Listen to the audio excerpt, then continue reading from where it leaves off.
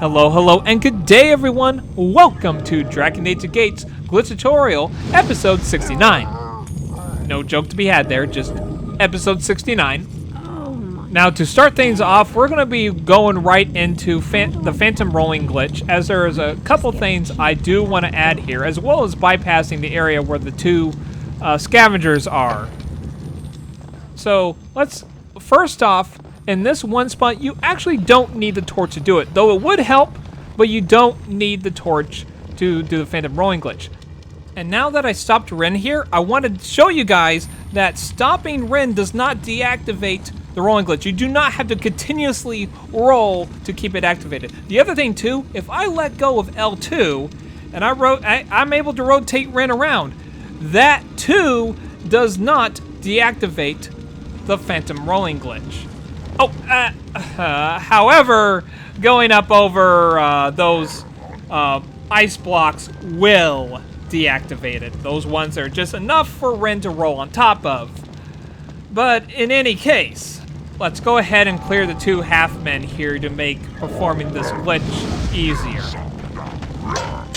Now that we dealt with the two half-men, let's go ahead and discuss more about the Phantom Rolling glitch on our way to the place where the two scavengers are.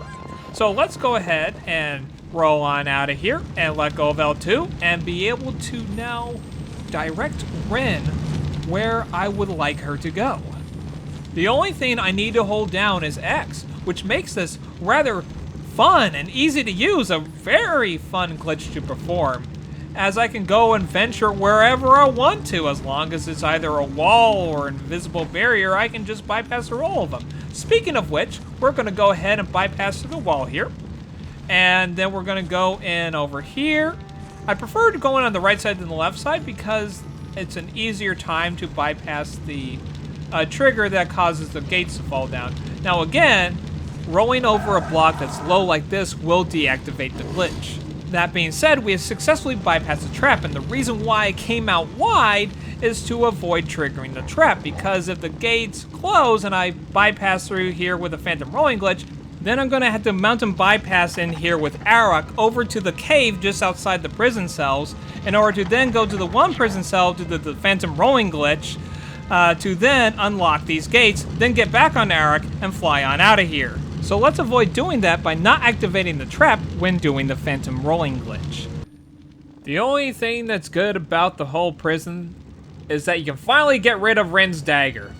After capturing you, they were kind enough to get rid of this dagger from your inventory so you have a bit more space to put other stuff in. Now, of course, you want to be careful navigating around here so you don't accidentally pick up items that you don't want. So that, once you pick up Rynn's dagger, it'll be back in your inventory. And why would you want that thing? Even the blacksmith of Surdana says, "This is junk. You might want to start throwing things like this away." And here's a nice, wonderful location where you can disenchant the flame strike among some other enchanted weapons, like we did at the end of episode 12. You could run all the way over here with the disenchanted flame strike, but unfortunately, cutscenes have a bad habit of re-enchanting your weapons. So you can't challenge Maulgak with the Ghost Flame Strike. But speaking of challenging Maulgak, there is one very interesting glitch revolving around a certain spell that can kill Maulgak in one hit. We can use the spell Impale at level 2 or higher to be able to instantly kill Maulgak. Now, let's have a look here at the stats of the Impale. So the Impale does only about 35 damage at level 2. And this is coming from a boss who can tank 2 soul specials and still withstand the Sonic special to some extent before dying. And yet, the game is telling me that this can kill him in one hit. However, level 1 Impale and the Earthblade special will not kill him in one hit and behave normally otherwise. With Maulgak gone, we can finally move on to our next glitch, which is going to be bypassing Jasaad's cutscene, which will allow us to do two fun things. So first off, let's head over to this spot over here, which will allow us to perform a Phantom Rolling glitch. Just remember, as performing these glitches, that there has to be something preventing Rynn from jumping upwards, forcing her down into the snow. where you want to get her about shoulder high to perform the phantom rolling glitch. Now, this location can be done without a weapon, but sometimes using a weapon can help. With the phantom rolling glitch activated, we have successfully bypassed Jasaad's cutscene. Now, before we talk about the 2 fun things we can do, I want to show you guys something while I still have the phantom rolling glitch activated. Let me show you guys what it looks like underneath the gateway to Surdana. There's not really a whole lot to look at, but this is generally what it does look like underneath the gateway. Now, one thing you do need to be careful about is exactly how you leave out of here, as the changing in height, these little snow mounds that are circulating around here can actually cause Rynn to have the glitch deactivated. But this is a perfect place to show an example of how to identify if your glitch has been deactivated. One, you can always go into objects to make sure to check and see if the phantom rolling glitch has been deactivated. As long as the transition between levels has not got her out of her rolling animation, you can still have the glitch activated. It only happens if the ledge in question causes her to have a short falling animation, which will deactivate the glitch. So be mindful of your surroundings, as I said before. That being said, let's go ahead and move on to the first fun thing we can do with bypassing Jasaad's cutscene. The first fun thing that we can do is kill the halfman that is spawned from activating the trapdoor cutscene without getting trapped ourselves in the process. But before that, let me take this opportunity to explain how Jasaad's cutscene and the trapdoor cutscene interact with the trapdoor and the 2 gates here. Actually, scratch that. We will discuss that in a bonus episode, as it will take an entire episode to just kind of talk about how Jasaad's cutscene and the trapdoor cutscene manipulate the 2 iron gates, the trapdoor, as well as the appearance of the killable halfman, as well as the general accessibility to the ice blade. That being said, when attempting to kill the halfman, you can't just simply snipe at him from back here. In fact, trying to use any bows above level 3 will result in you just shooting straight into here, and it will just be blocked completely, no matter where you shoot from. Also, if your bow is enchanted, it will also not work. This was also kind of discussed briefly, but not shown in episode 35. And since we can't see the warthog from where we're at, we would need to use a weapon with an area of effect. But since we can't get through in the first place, it's completely pointless and futile. Only low-level unenchanted bows can get through. But since they don't have an area of effect, they can't do the job. If only there was a way for me to phase through the gates here and stand on the ledge on the other side to be able to snipe at the halfmen. Ah. Did he just remember he can do that? Your father's an idiot. Now, why am I here instead of over back there when there's a closer location due to the phantom rolling glitch? Well, let's just say that...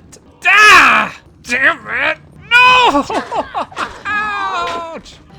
Why am I going backwards? No, seriously, damn it! Yeah, it wasn't quite working out the way I wanted it to. So instead, we're using a location that we did over in episode 67. And what we basically want to do as we get up here is we want to try rolling her to the side just a little bit to get her enough where we can get her to do some jumps that she can't quite get off the ground with. Not quite there. Oh, I almost had it. Do some rolls. Oh, there we go. Yes, that's what I'm looking for. Now save in this location. So as we've done before, what we want to do is basically tilt the control stick at an angle to the right to perform a sideways flip with forward takeoff. We want to try to get Rynn as far down in the snow about shoulder high. Now, of course, in this location, you could get out of it, but hey, at least you're not going to fall down into a pit, right? All right, here we go, and this is exactly what we're looking for. Now, as we just learned, we can steer it. We don't have to hold L2, and we can basically steer Rynn in the direction where we want her to go. So as we're nearing our location, we are basically gonna go ahead and phase through into the wall over here. And then, as we're gonna try to aim Rynn. You can see the stones right there to allow her to roll through.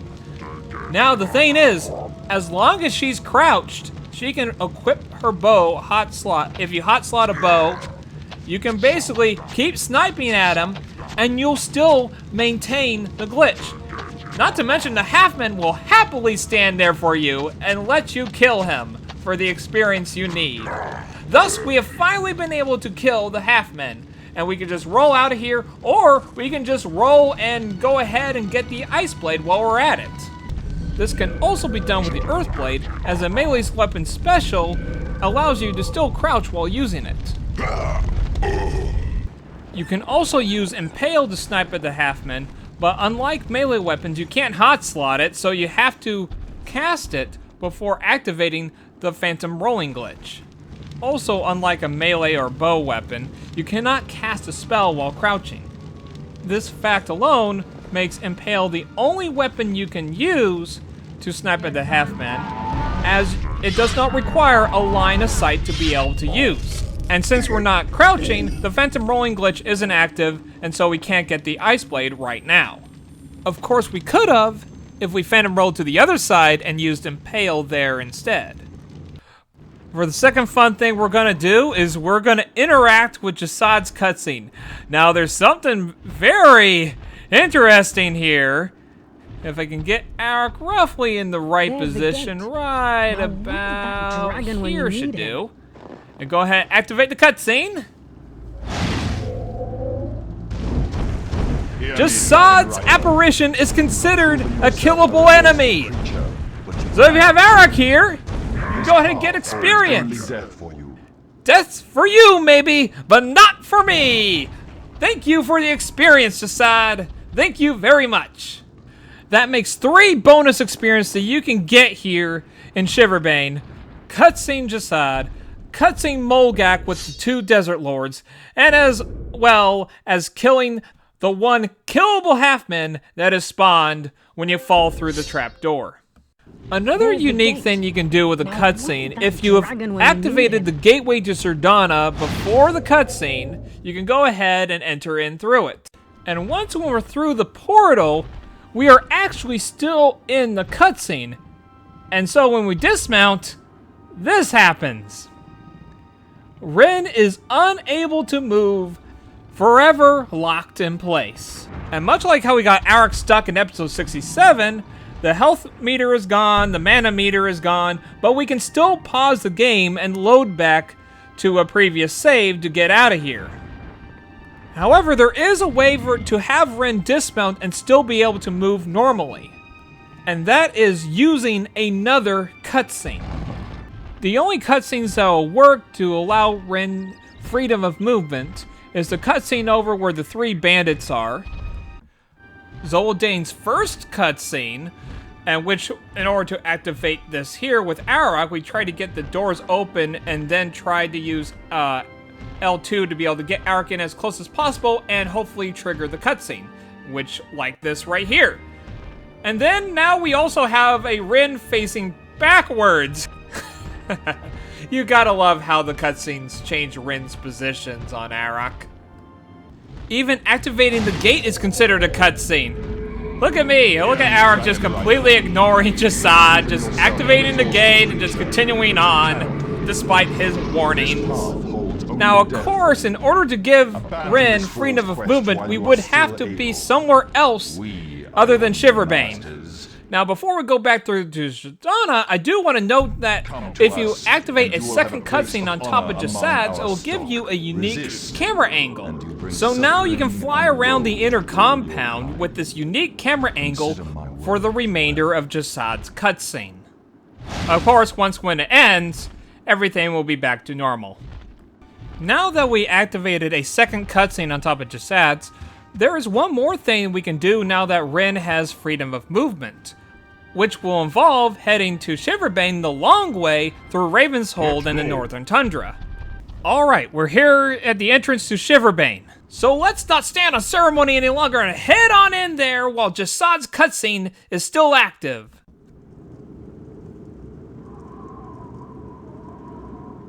Huh? Where's Rynn? Whatever. Abandon this fool's quest while you are still able. We are your new masters. Come to us, and you will have I'm sorry! I can't hear you! I'm a little far away! Consider my words well. Now watch this.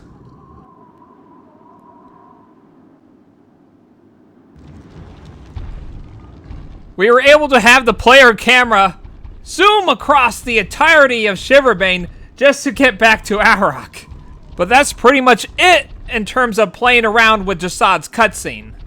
The most important being is being able to get experience by killing Jasaad in the cutscene. That being said, there is another thing in regards to cutscene Maulgak that we need to talk about. Now the cutscene with Maulgak and the two Desert Lords that we messed with in the last episode is not dependent on this cutscene, but is dependent on if you kill Maulgak. So if you kill Maulgak here, you will no longer have access to the cutscene. So if you still want to kill cutscene Maulgak, we'll need to bypass out of here and try to not attract the attention of Maulgak while doing so. So using clone or an invisibility potion will definitely help with that.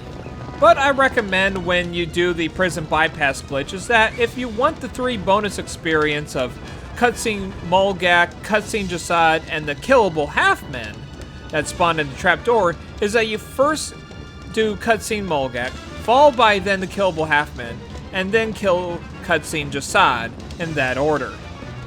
While exploring the relation between cutscene Maulgak and the Maulgak in the arena, I found this unreachable item, this half mana potion that's just stuck on the mountainside, and apparently it spawns that way.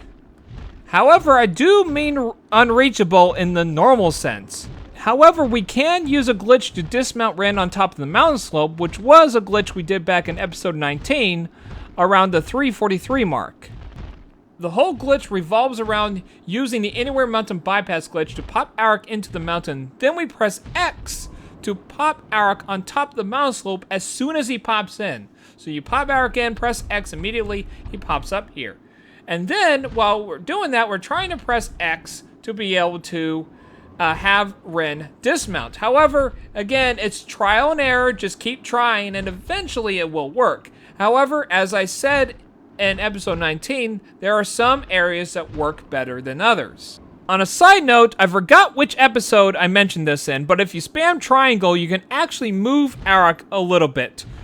With that out of the way, I do need a caution that you are right next to where the cave is to cutscene Maulgak. And so sometimes you'll actually pop into the cave due that the cave is rendered. So what you would need to do is just pop Arok back outside the mountain by just moving him out of there, making this area slightly harder than others to pull this off.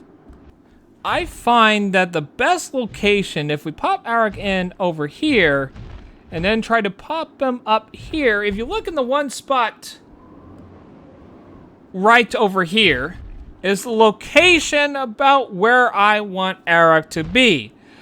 The outer limit right and that location seems to really help Rynn dismount off of Arok. Just be sure you know as to which direction you're going to try to jump Rynn off so you don't accidentally kill her. So we want to work Arok towards there in that one location, and once we pop him into that one spot, we should be able to dismount with Rynn. Oh, exactly! This is where I want Arok to be. Okay, dismount. Yes! Finally! Okay! Now let's head down over to the other side and call Arok out of there, because there's no point in getting the item if we can't even advance further in the game since Arok would be stuck. Alright, now it's just to wait and see if Arok can get out of there when I called him. And there he is! Time to save the game. Now let me show you where to slide down to get the half mana potion. Now remember to spam L1 as you're sliding down to collect the item. Once when it's following you, spam triangle to safely jump, using Aneurysma's slide jump glitch. All that for a half mana potion. Well, it just means more gold when sold. Now remember what I said when we activate this cutscene before going into the prison, that the gates will be closed and there's no way out. Well, there is a way out. So let me talk about 2 ways that you can get out of the prison if you actually activated Maulgak's cutscene first. Once we clear the half-men from the prison, the first location that we can do is right here. Now, we will need to use a torch for this location, but the one thing about this location is that Rynn can easily jump right out of it. And so it's a matter of just trying to just walk her up to the barrels and then performing our sideways flips with forward takeoff, tilting that control stick to the right. However, even though you can potentially do the phantom rolling glitch here, I do not recommend this location. The reason being is once we get it to work, you'll want to be careful not to roll her too far forward, too far to the left, and especially don't roll her to the right. If we roll too far to the left, you see there's a chest, there's a ledge here that can easily cancel out the glitch. Also, if we roll directly to the right, we'll immediately be canceled out of the glitch because there's plenty of ledges for her to roll up onto. And if we roll too far forward, we'll slide down the slope. So it's a very dangerous location that will put a lot of work in that could easily be undone. So I strongly recommend heading back to the prison cells to perform the glitch. This is the only other location that we can actually perform the glitch, which by far is far easier because we don't even need to use a torch to do it. So we can just roll out of here and start directing Rynn as we so choose. I do want to note to you guys that careful going up the stairs, as going up the stairs can cancel out of her the phantom rolling glitch sometimes. But going down the stairs, I haven't encountered any problem with that, so you're free to do that. Now, all the rest is pretty easy as we just navigate all the way to the elevator. So as we make our way to the elevator over here, I just want to note that I want to make sure, as I'm rolling her, that she's not going to roll across the elevator and go right off. So, again, you need to be about in the center of it. So, to help orient ourselves, we're just going to angle Rynn to get her slightly closer and then go straight into it. And now we can use the elevator. One thing I do want to note, do not roll into this column there. It does not have any solid foundation and you'll fall straight down through if you roll into it. So instead, just roll out normally and then just proceed on to the gate. Here we are at the gate. All right, moment of truth. 3, 2, 1. Yes, we're clear. We are finally free from the prison. What was once thought not possible is now possible. So that's it for this episode, everyone. There is going to be a bonus video and an extra bonus video. The bonus video is going to be Rynn using Maulgak's Maul throughout the entire prison in a playthrough. And the other one is going to be an extra bonus video to talk about how Jasaad's cutscene and a trapdoor cutscene interact with the trapdoor and the 2 gates that drop down, as well as the spawning of the killable half-men and the general accessibility to the ice blade.